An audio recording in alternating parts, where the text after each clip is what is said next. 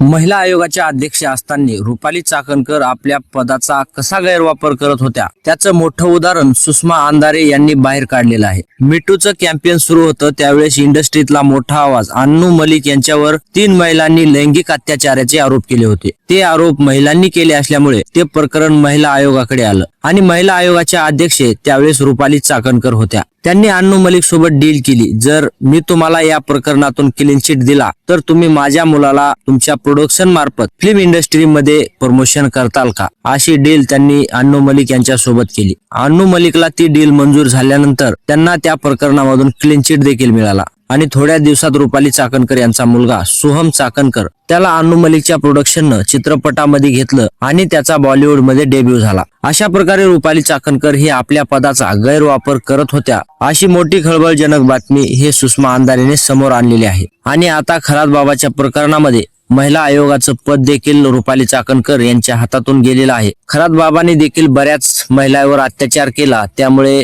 रुपाली चाकणकर ह्या अन्नू मलिक सारखंच खरातबाबाला देखील क्लीन चिट देतील, त्यामुळे त्यांचं अध्यक्षपद हे काढून घेण्यात आलेलं आहे। तर तुम्हाला काय वाटतं, अन्नू मलिक सारखंच खरातबाबाला देखील त्यांनी क्लीन चिट दिली असती का, हे आम्हाला कमेंट बॉक्समध्ये नक्की कळवा।